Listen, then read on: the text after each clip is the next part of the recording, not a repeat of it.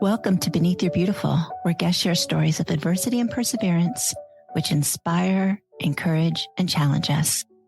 We embrace these tough conversations, intimately exploring our loves, fears, and hopes with a delicious combination of depth and lightness.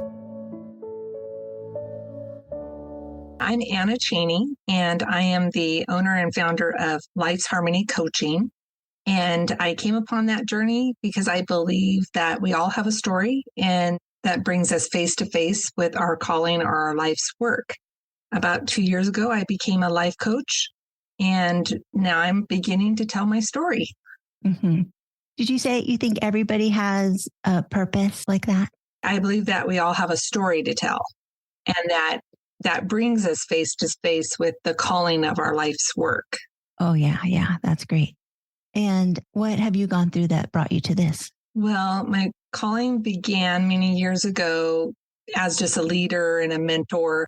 But over the last 6 years, I'd have to say encompassed it. I faced many extremely difficult life circumstances that challenged me and really constructively molded who I am today. So what I realized is through these difficult times of these last 6 years, I had become what I call a master pivoter. And that is because instead of getting to the core issues or the challenges that were happening in my life and to seek really what was really happening, I learned to pivot, which helped me stay being successful. Pivoting can be amazing. It can help support short-term forward progress in maintaining goals and can help you keep oriented focus. But being a lifelong pivoter can be very destructive and it can lead to serious problems. So I discovered over the last 6 years that I've been hiding and avoiding some core life issues that I refer to a season of stuffing and stacking. Mm-hmm. And we stuff the problem so deep that we don't even recognize it. And we stack the next priority on top of our already overburdened shoulders, and we press forward, right? So if you've ever thought, I just have to keep moving and maybe it'll get better. When we do that, we can really say we're master now stuffers and stackers. So I'm sure most of us can say, yeah, I'm that too. But what happens is that over long term, you may be able to look great on the outside to people. And I was. My career was succeeding. I helped people. I made things look easy to the world and to my family. I even looked like I was thriving.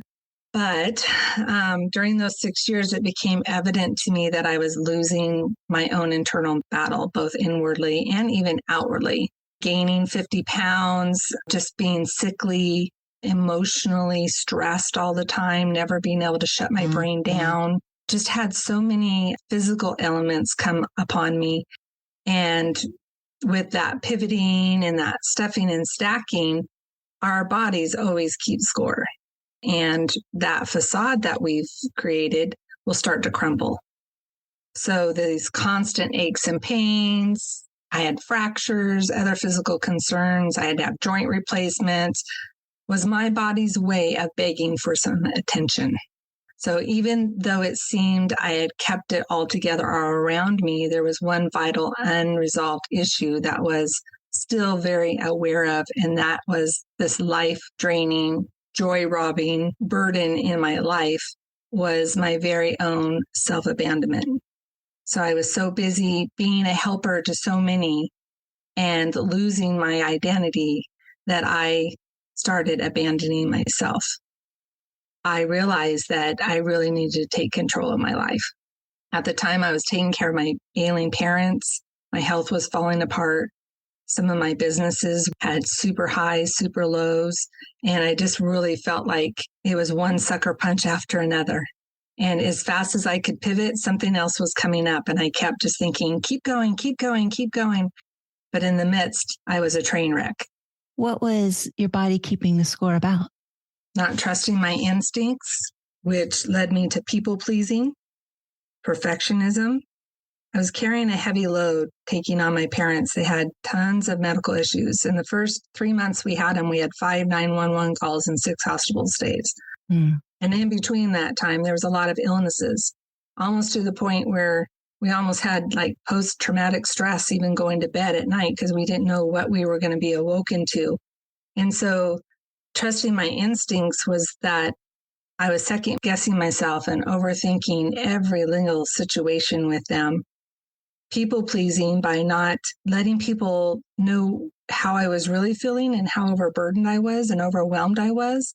I just wanted to please them, that I was doing a good job. And I'm the youngest of 8. And so I was the only one that was available to take care of my parents. And I wanted my siblings to cheer me on and be really proud of me. Being the youngest of 8 and the baby, you sometimes feel like you got the short end of the stick for acknowledgement. So I think I really was stuck there. And then perfectionism is, of course, I wanted to do it super well, be like the superstar caregiver. And I did that, not just those things, not trusting my instincts, people pleasing and perfectionism. I didn't just do that in the caregiving of my parents. I did that in around my children, my grandchildren, my husband, my careers, everything. It was kind of a driving force, which then I ended up attracting codependent relationships where I was always focusing the needs out on others and their problems and neglecting myself. Those were some attributes to self-abandonment.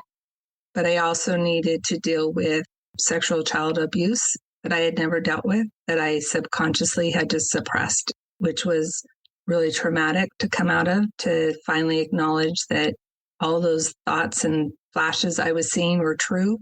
When you're holding on to that emotional, physical trauma and always second guessing who you are.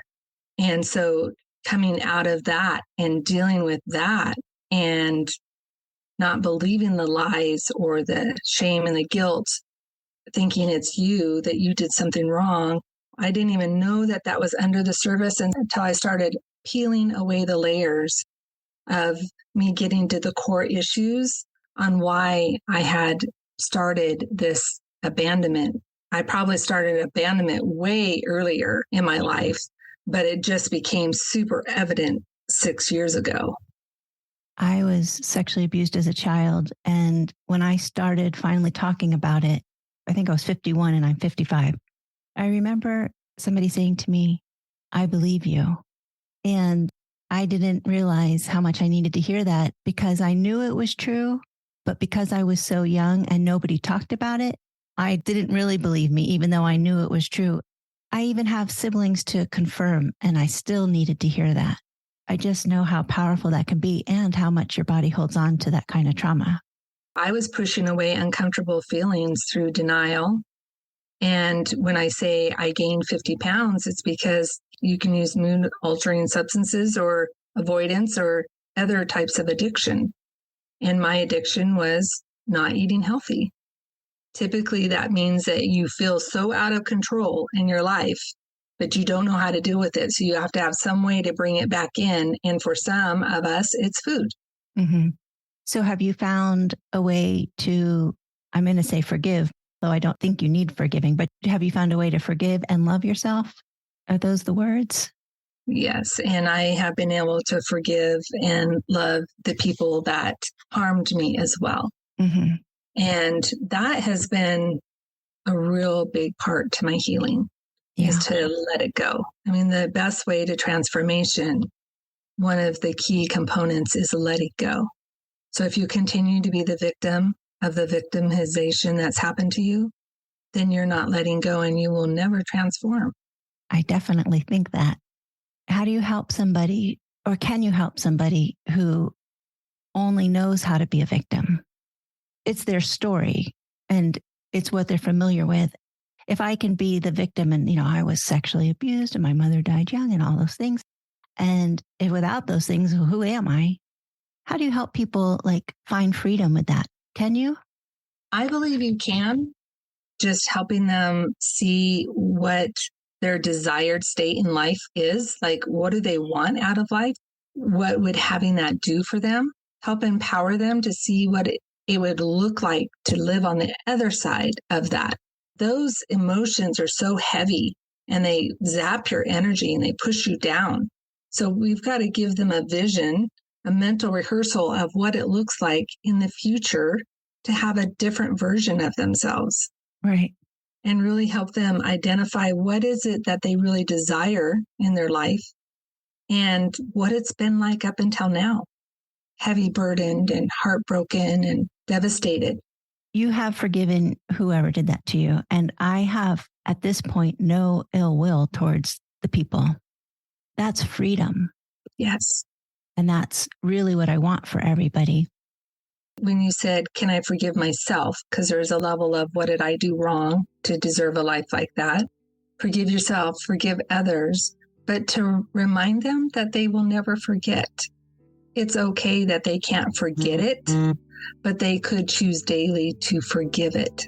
And that in itself is a lot of power.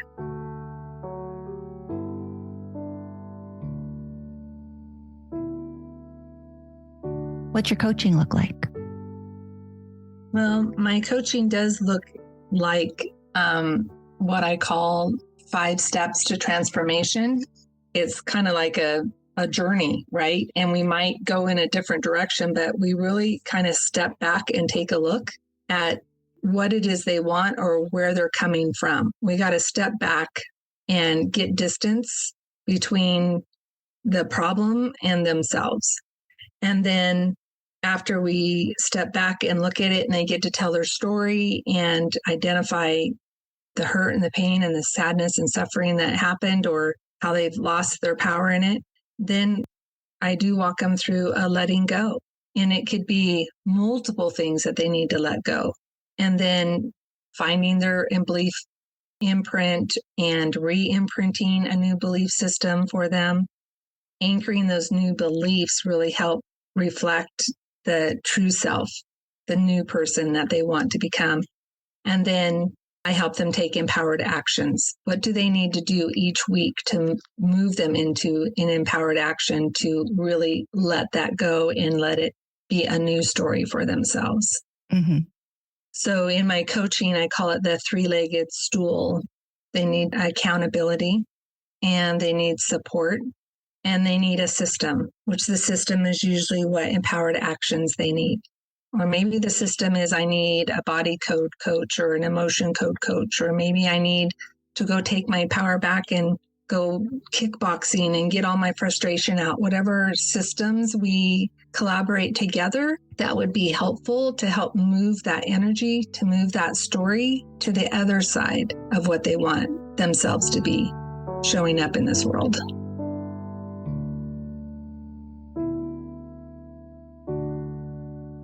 I was and am the youngest of 6 kids. There's only 4 of us left. And I know all about, hey, look at me. Aren't I doing a good job? Mm-hmm. Still to this day, I don't know if they're behind the scenes cheering me on, but well, I know they are, but for so long needed more from them than they were required to give or that they should have to give. It was just needy me. And so what about your childhood do you think led to a life of your people pleasing or whatever you consider flaws that needed to be fixed? Not necessarily flaws, but character traits that you wished you hadn't brought into, your lifetime of.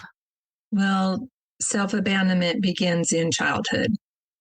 And it's likely that your parents, my parents, or influencing adults in our life didn't meet our emotional or even physical needs in childhood. They abandoned us emotionally or physically and really causing us to feel unloved and unworthy. So it began there. So then we repeat those types of patterns from childhood because they're familiar. Mm-hmm. We repeat those patterns with friends who mistreat us and take advantage of us and don't support us. And we do the same to ourselves. I realize and have grace for my parents. I was the youngest of 8. Mm-hmm. We moved around. We're a military family. It was more like sit up straight, stand tall, do it right, type of mentality. And by the 8th child, they were pretty tired. Right. And so could I be a victim of the short end of the stick? Yes. And would some of my siblings say, oh, no, you were a spoiled, rotten brat, right? You got most out of everything than all of us. But it's all in those early years of how we perceive ourselves. And that's some of the techniques I use when you're unpacking beliefs, is going back to that wee little child and seeing what that child perceived the world to be at those earliest ages. And I do have forgiveness that they did the best job they could with the tools that they have. And I know that sounds kind of cliche, but it's what I live by so that I can be in forgiveness. Right. Right. That's what I think. And just realize that I want to do different than that. There's so many reasons I can think of that my mother was the way she was. She ran away at 15 and got married. So she had none of those tools. And by the time I came along, I was the sixth kid in 9 years and 3 fathers. And then she was single when I was 1. But what made me really forgive her, not only do I understand, but I only had 2 children as a single mom, and I couldn't be the need either. I couldn't be everything I wanted to be. I did the best I could. I really, really, really tried. I still failed. And so, of course, she was going to fail with so much more against her. You know, just parenting really helped me forgive my parents. Yes. True. I hope that my children have children so that they can forgive me someday. Mm-hmm. But the important thing to know about self-abandonment is it's a learned behavior. Mm-hmm. It's a way that we tried to cope with unhealthy and dysfunctional family dynamics. So that's why we need to go all the way back, right, to those earlier years. So me helping them unpacking their beliefs from that wee age. And then that's where that step back phase is in the transformation. Where did that come from? And I didn't realize how much unworthiness was controlling my entire world. And therefore, if I don't feel worthy, I'm going to abandon myself, because what's the use? 57-year-old Anna gets to stand in front of that 5-year-old Anna and tell her what she would want her to hear. That is so impactful, because you realize how much you've grown, and you just want to scoop up that little 5-year-old and just love them and hug them and give them the best opportunity that they can. And you can re-imprint that belief. It's been life-changing for a lot of my clients to be able to let go. That's how they've been able to let go.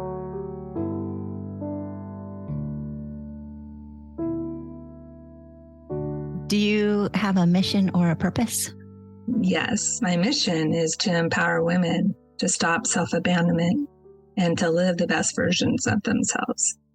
My name of my company, Life's Harmony, is to help them learn how to live in a world where emotionally, physically, mentally, and spiritually, it is harmonious, which doesn't mean that it isn't playing louder in some areas of their lives at their time, but it's not like a huge clanking cymbal where it was for me in my body, in my emotions, that was clanking emotionally, physically, mentally, spiritually. I was so off. And so I like to get them in harmony in all of those areas.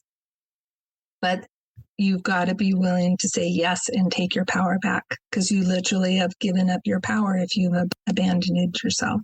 Do you think most people have done that? Have abandoned themselves or in some way disassociated? Is that kind of what abandonment looks like? No, abandonment really looks like our way of being in this world. When I talk about codependent relationships, not speaking up for yourself, people pleasing, not trusting your instincts. I think at some level, and sometimes in our lives, we do put a lot more attention on others than ourselves. But self-abandonment to me is where we've picked up these ways of being that are destructive in our life. Mm-hmm. I'm just asking because you keep saying self-abandonment, and I can see by what you're saying that those are things I've done, but I don't know if I would have associated myself with self-abandonment. Yeah, sometimes people think that if they are disassociated or overworking themselves or needing a timeout, then they call it self-care. Like, oh, I need to go get more massages, or I need to meditate more, or I need to do more IMs and make myself feel better. But that's not getting to the core reason of why you're not caring for yourself and why your harmony is way off and your life seems so chaotic and like clanking cymbals. So, research has showed is that this is abandonment, these things. It's not that I didn't have good self-care. It's that I was living in a world of pleasing others all the time and had to be perfect. And all of those were driven because I wasn't getting to the core values of what was really bothering me from underneath. Thank you for joining us for this week's episode of Beneath Your Beautiful, hosted by Hara Allison. And thank you for your ratings and reviews. We'll be back next week with a new episode. Stay tuned.